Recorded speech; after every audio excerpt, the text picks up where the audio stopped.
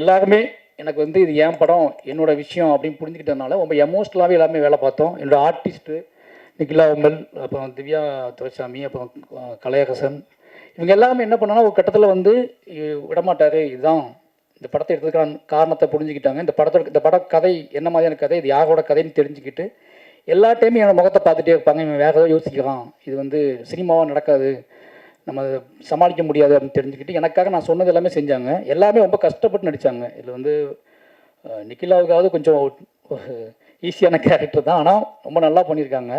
But ஆனால் கலை, திவ்யா இவங்க எல்லாத்துக்குமே வந்து ஹார்ட் ஒர்க், மேன்லியாக அவங்க வந்து ரொம்ப கஷ்டப்படணும். எல்லாமே நான் பட்ட கஷ்டம் எல்லாம் அவங்க படணும் அப்படின்னு சொல்லிட்டேன். அவ்வளோதான். நான் பட்ட என்னெல்லாம் கஷ்டப்பட்டணும் சின்ன வயசில், அதெல்லாம் நீங்கள் படணும்னு சொல்லிட்டேன். அதனால் அவங்க ரொம்ப கஷ்டப்பட்டாங்க. எந்த நடிகர்கள் செய்ய மாட்டாங்க, அதை கண்டிப்பாக செய்ய முடியாது. கிட்டத்தட்ட கலையரசன் வந்து 100 கிலோ வெயிட்டு தள்ள தூக்கிட்டு இருந்தார். 100 கிலோ கண்டிப்பாக. ஒரு 5 தாக்குனா 100 கிலோ வரும்ல, 5 வாழை தாக்குனா 100 கிலோ வந்துடும். அது மாதிரி திவ்யா துரைசாமியும் வந்து ஒரு 60 கிலோ 70 கிலோ தூங்கியிருப்பாங்க படம் ஃபுல்லாகவே. அது என்ன அப்படின்னா அவங்க கழுத்து பிளக்கணும், இது எல்லாமே வந்து ட்ரைனிங் கொடுத்து அதை போய் சகதி, இது எல்லாம் நிறைய விஷயங்கள் இருந்துச்சு. எல்லாமே மாரி செல்வராஜ் அப்படிங்கிற ஒரு பையன் மேலே ஒரு டைரக்டர் மேலே இந்த மரியாதை மட்டும்தான் ஒரே ரீசன்.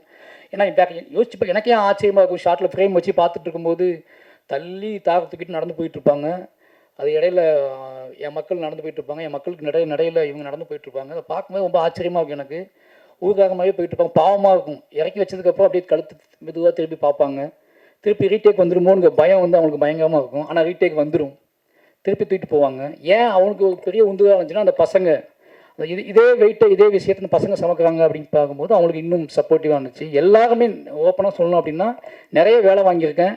அந்த வேலையை அந்த எமோஷனில் புரிஞ்சுக்கிட்டு எல்லாருமே ரொம்ப ஹார்ட் ஒர்க் போட்டு இந்த படத்தை எனக்கு பண்ணி கொடுத்துருக்காங்க. அதனால் எவ்வளோ என்னோடய மொத்த டீமுக்கு வந்தும் ரொம்ப நன்றி சொல்லணும். அப்போ என்னோடய நவி ப்ரொடக்ஷனோட ப்ரொடியூசர் திவ்யா செல்வராஜ், அவங்க இப்போ தான் என்ன கேட்டாங்க, என்னது இது நானா ப்ரொடியூசரு மேலே போகணுமா அப்படின்னு கேட்டாங்க. அந்த படத்தில் காஸ்டியூம் டிசைனராக வந்து அவங்க திவ்யாவோட தங்கச்சி தான் சொர்ணா வந்து அவங்க பண்ணியிருக்காங்க. பண்ணதானே அது என்னோடய ஊர், அது என் ஊர், அவங்க சேலம். அவங்க எப்படி காஸ்டியூம் டிசைன் பண்ணியிருப்பாங்கன்னு யோசிச்சுப்பாங்க. அவங்க பண்ணியிருக்காங்க. அவங்க நன்றி. அன்றைக்கி பர்த்டே, ஹாப்பி பர்த்டே. திவ்யா வந்து எனக்கு நல்லா தெரியும். நாங்கள் லவ் பண்ண காதலிக்க ஆரம்பித்த காலகட்டத்தில் சினிமாவுக்கு டிக்கெட் ஒரு நாள் நல்லா ஒரே ஒரு விஷயம் சொல்லணும். ஒரு விஷயம், நானும் திவ்யாவும் ஃபஸ்ட்டு படத்துக்கு போனோம். இதற்கு தானே ஆசைப்பட்டாய் பாலகுமார்னு சொல்லிட்டு அந்த படம் ஃபேமிலியாக போயிருந்தோம். அப்போ தங்கமீன்கள் ரிலீஸ் ஆகிருந்துச்சு, கொஞ்ச நாள் முன்னாடி ரிலீஸ் ஆகி முடிச்சிருந்துச்சு. அப்போ தான் ஃபஸ்ட் டைம் படத்தை கூட்டி போயிருந்தேன். உள்ளே போய் உட்காந்து படம் ஆரம்பிச்சு விஜய் சேதுபதி சார் காட்டக்கூட செய்யலை. அதுக்கு எங்கள் டைரக்டர் வந்து ஃபோன் வந்துச்சு. ஃபோன் வந்துட்டு எங்கடா இருக்க படம் பார்த்துட்டு, வெளியே வாடா, அந்த புக்கு ஒன்று வாங்கிட்டு வாடா, அந்த புக்கை வாங்கிட்டு வந்து அதில் என்ன எழுதிக்கான்னு பார்த்து சொல்கிறா அப்படின்னு சொன்னார் என்கிட்ட. நான் எழுந்துச்சி வெளியே வந்துட்டேன். எழுந்துச்சி வெளியே வந்து அப்போ நான் புக்கை தேடி கண்டுபிடிச்சி புக்கை பேசி நானும் சாரும் பேசிகிட்டே வந்து படமே முடிஞ்சிருச்சு. என் படம் முடிச்சுட்டு வெளியே வந்தாங்க. அப்போ தான் அவங்களுக்கு வந்து சினிமாவுக்குள்ளே இருந்துக்கிட்டே சினிமாவை பற்றி டைரக்டர் வந்து பேசிகிட்டு இருக்கிற விஷயம்லாம் அவங்களுக்கு பயங்கர ஷாக்காக இருந்துச்சு. ஏன்னா ஒவ்வொரு படத்துக்கும் டிக்கெட் கேட்டு கெஞ்சுவாங்க என்கிட்ட. நான் இப்போ சென்னைக்கு வந்துட்டேன்ல, அஸ்டேட் நினச்சா எல்லா படத்துக்கும் டிக்கெட் வாங்கி குடிக்கணும் நம்புறது இருக்குல்ல. நானே தங்கமீன் மாதிரி எங்கள் டைரக்டர் வேலை பார்த்துட்ருக்கேன். அவங்க கேட்குறது எந்த டிக்கெட் கேட்பாங்க. அதுக்கெல்லாம் நான் எங்கே போய் பார்ப்பேன். ஆனால் கஷ்டப்பட்டு எப்படியா யார்ட்டையாவது சொல்லி டிக்கெட் வாங்கி கொடுப்பேன். அவங்க கூட்டத்துக்குள்ளே நெளிஞ்சு போய் பார்த்து வருவாங்க. சினிமா பிரியர்களாக இருந்தாங்க ரொம்ப. எனக்கு அதுதான் கல்யாணம் பண்ணதுக்கு ஒரே ரீசன், அவங்க அம்மா, அவங்க வீடு, 3 பேருக்குமே கலையை நேசிக்கக்கூடிய ஆட்களாக இருந்தாங்க. கலையை நம்புனாங்க. கலையின் வழி யார் உரையாடினாலும் ஒரு ஆர்ட் ஃபார்ம் வழி பேசக்கூடிய மனிதர்களை ரொம்ப ரொம்ப நம்புனாங்க. என்கிட்ட அது ரொம்ப தாராளமாக இருந்துச்சு. அதனால எனக்கு ரொம்ப தாராளமாக நம்பிட்டாங்க. இன்றைக்கி எனக்கு ரொம்ப சந்தோஷம். சொன்ன மாதிரி எனக்கு வந்து ரொம்ப எமோஷ்னலான ஒரே ரீசன் என்னென்னா, நம்ம ஏதோ செஞ்சுருக்கோம், ஒரு நாடக காதலின் வழி நம்ம ஏதோ ஒன்று செஞ்சுருக்கோம் அப்படின்னு ஒன்று தோணுச்சு எனக்கு.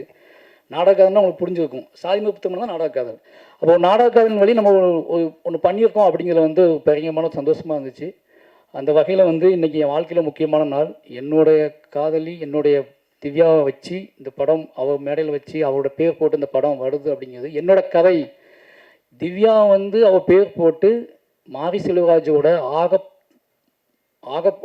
மாரி செல்வராஜோட வாழ்வில் நடந்த ஆகப்பெரும் துயரத்தை அவள் தயாரித்து வெளியிடுறா அப்படிங்கிறது வந்து எனக்கு என் வாழ்க்கையில் வந்து இப்படி நடக்கும் நான் நினச்சி பார்த்ததே கிடையாது. இது வந்து ரொம்ப பிரமிப்பான விஷயம். நான் இன்னைக்கு யோசிச்சுட்டே இருக்கிறது என்னதான், இது நம்ம போடலாமா, தூக்கிடலாமா, பேக மாற்றிடலாமான்னு யோசிச்சுட்டு இருந்தேன். ஏன்னா அதுக்கு ஒரே ரீசன் தான். இது என் வாழ்க்கையில் மீள முடியாத துயரம் வாழை. நான் இன்றைக்கி வரைக்கும் மீள முடியாத துயரம் தான் வாழை.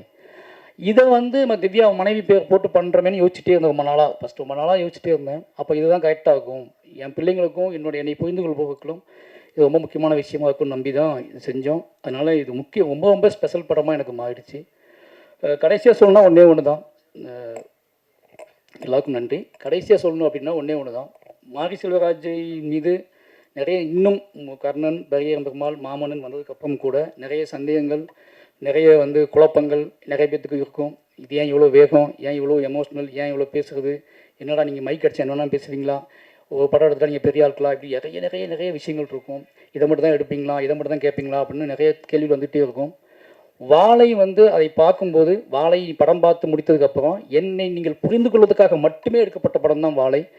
மாரி செல்வராஜன் படைப்புகளையும் இல்லை மாரி செல்வராஜோட கேள்விகளையும் இல்லை மாரி செல்வராஜோட எமோஷனலையும் குறைந்தபட்சம் புரிந்து கொள்வதற்கான ஒரு ஸ்பேஸ், என்னை நம்புகிறவர்கள் இன்னும் ஸ்ட்ராங்காக நம்புறதுக்கும், என்னை சந்தேகிப்பவர்கள் குறைந்தபட்சம் என் பக்கம் பார்வையை திருப்பதற்குமான ஒரு உரையாடலை தான் இந்த வாழைங்க படம். வாழையின் மூலமாக நான் ரொம்ப நம்புகிறது, நான் யார் அப்படிங்கிறத நான் சொல்கிறேன், அப்படிங்கிற சொல்கிறேன் அப்படிங்கிறது ஒரு பெரிய நம்பிக்கை இருக்குது. வாழை நிச்சயமாக உங்களுக்கு ரொம்ப பிடிக்கும்.